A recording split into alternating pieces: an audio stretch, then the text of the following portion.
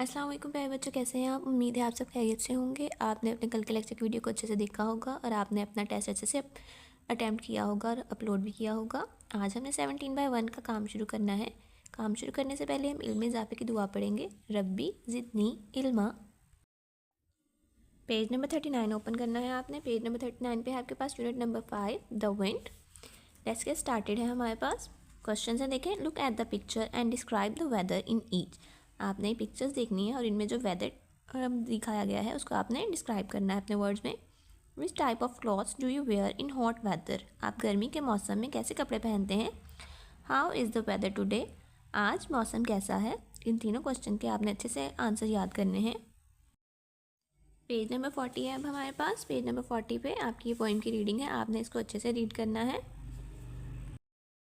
Page number 41 देखें। ऑरल communication है हमारे पास। सबसे पहले फोनिक प्रैक्टिस। 3 consonant cluster. अब कॉन्सोनेंट क्लस्टर क्या है। A consonant cluster is a group of 2 और 3 consonants in a word with no vowels. 2 या 3 कॉन्सोनेंट क्लस्टर्स होंगे आपके पास जिनमें कोई वोवल नहीं होगा। Each consonant retains it's sound, और हर एक कॉन्सोनेंट का अपना साउंड रिटेन रहेगा। जैसे देखें SPR, इसकी एग्जाम्पल है हमारे पास। Spray, spring, spread. इसी तरह SPL, ये भी आपके पास बाकी एग्जाम्पल्स दी गई हैं। आई है आपका। Circle the consonant cluster in initial position in the given words. आपने इनिशियल पोजीशन पे जो कॉन्सोनेंट क्लस्टर है उनको सर्कल करना है। Scream, stream, 3, sprinkle, split, scratch. ठीक है, इनमें जो कॉन्सोनेंट क्लस्टर्स आपके इनिशियल पोजीशन पे हैं आपने उनको सर्कल करना है। बी है हमारे पास listening and speaking practice. Read and practice the given dialogue. Dialogue आपने रीड करना है अच्छे से। Reading and critical thinking. Comprehension time. Answer these question. Questions हैं आपके, आपने इनके आंसर अच्छे से याद करने हैं। फर्स्ट क्वेश्चन है हमारा, according to the poet who has seen the wind. ठीक है, उसके बाद what happens when the leaves hang trembling. Page number 42 है हमारे पास। अब यहाँ पे देखें। When the wind passes by what do the trees do. What is the central idea of the poem the wind. ठीक है, ये सारे क्वेश्चन हैं आपके कंप्रीहेंशन टाइम के। इनके आंसर्स आपने अच्छे से याद करने हैं। क्लॉक है हमारे पास। Look at the clock below and read the time. आपको क्लॉक पे टाइम दिखाया गया है, आपने इसको रीड करना है।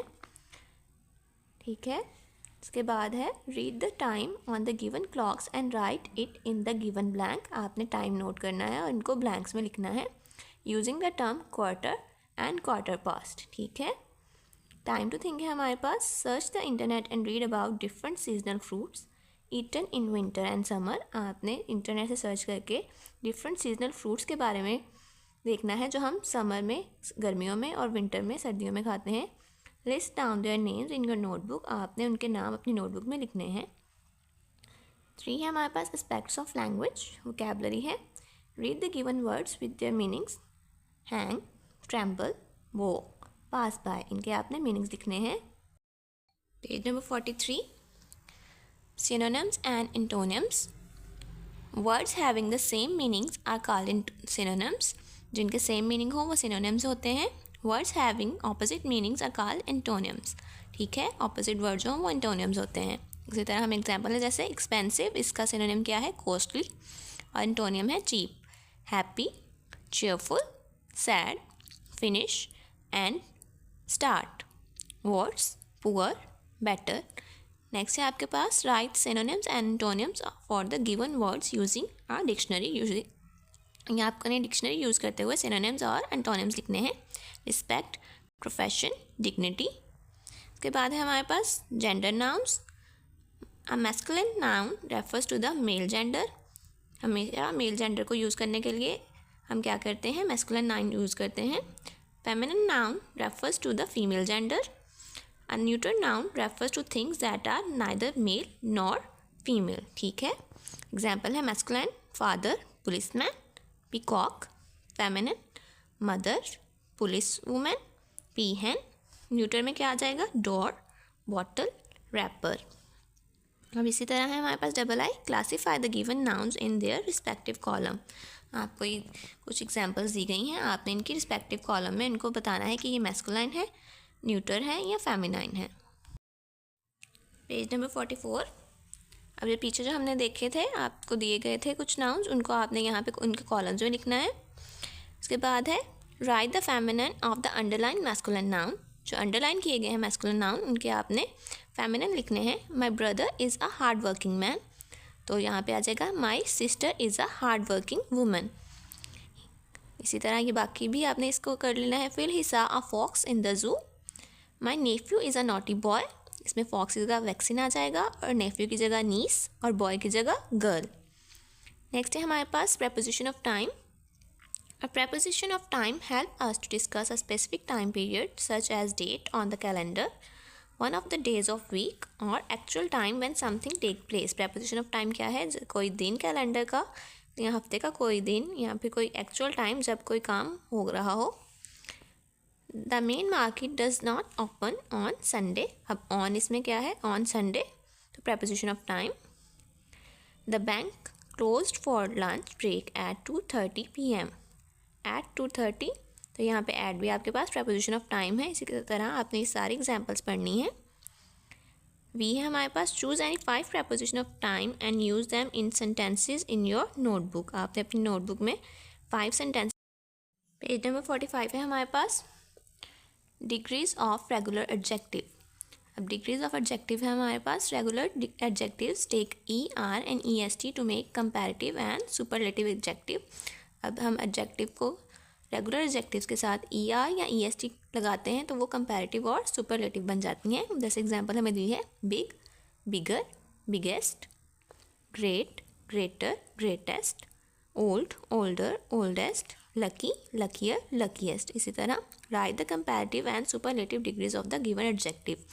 ये यहाँ पे हमें दिए गए हैं पॉजिटिव। क्लोज, तो इसमें क्या आ जाएगा कंपैरेटिव में? Closer, closest. इसी तरह हम बाकी सारी डिग्रीज ऑफ एडजेक्टिव भी आपने लिख लेनी है।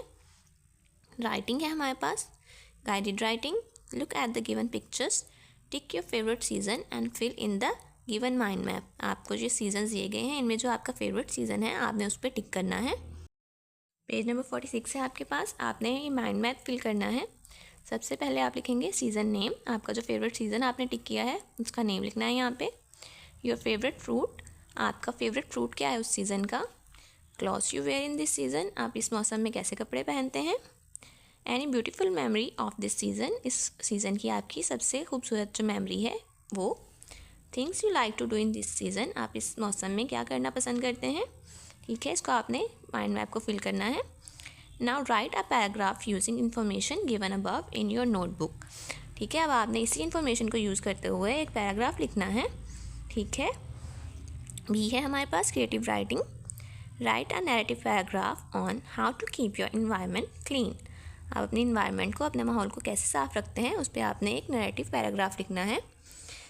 उम्मीद है आपको आज के सबक की अच्छे से समझ आई होगी। आपने इसको अच्छे से रेडी करना है, अपने सारे सबक को रिवाइज अच्छे से करना है और जो हम आपको टेस्ट भेजेंगे आपने उसको अटैम्प्ट करके अच्छे से सॉल्व करना है और उसको आपने अपलोड करना है ताकि आपका काम चेक हो और आपके इस काम के नंबर भी आपके सीवक वाले मार्क्स में ऐड होंगे। उम्मीद है आप अपना काम अच्छे से करेंगे। फ़ी अमानिल्लाह।